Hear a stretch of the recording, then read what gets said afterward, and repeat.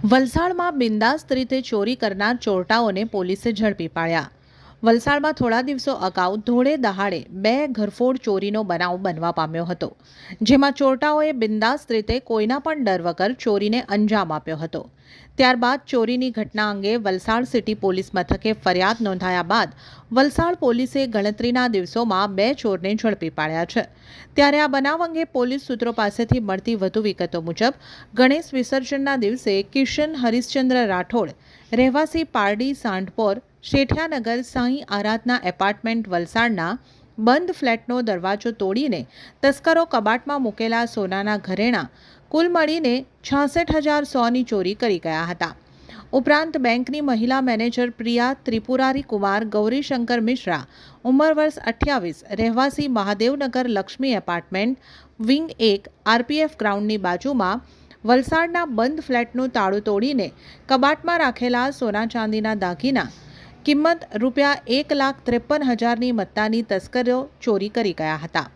આ બે ચોરીના કેસની તપાસમાં સર્વેલન્સ પીએસઆઈ ડીએસ પટેલ અને ટીમે સ્ટેશન વિસ્તારના બનાવને સાંકળતા 150 સીસીટીવી ફૂટેજ તપાસતા 3 શકમંદ જોવા મળ્યા હતા.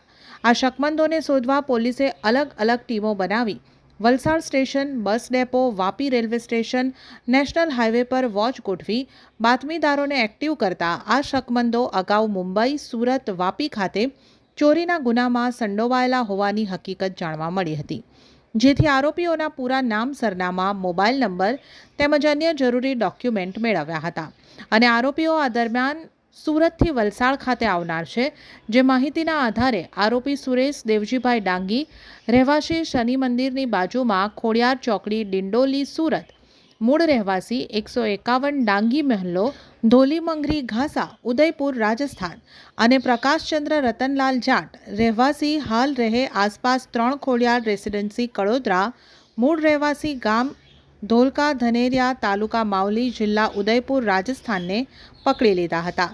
જ્યારે ત્રીજો આરોપી ઇમ્તિયાઝ અબ્દુલ હમીદ શેખ, રહેવાસી ભગતસિંહ નગર ઝોપડપટ્ટી, કુંભારવાડા, ધારાવી, મુંબઈ, મહારાષ્ટ્રને વોન્ટેડ જાહેર કર્યો હતો. આરોપીઓએ મુંબઈમાં 3, અમદાવાદમાં 1, રાજસ્થાનમાં 2થી વધુ ગુનાઓમાં સંડોવાયેલા હોવાની કબૂલાત કરી હતી. આરોપી સુરેશ ડાંગી વલસાડ સિટીના 2 ગુનાઓ ઉપરાંત વાપી, કલ્યાણ, ઉધના, અમદાવાદ, શાહીબાગ અને રાજસ્થાનના આનંદપુરીના ગુનાઓમાં સંડોવાયેલા હોવાનું બહાર આવ્યું હતું.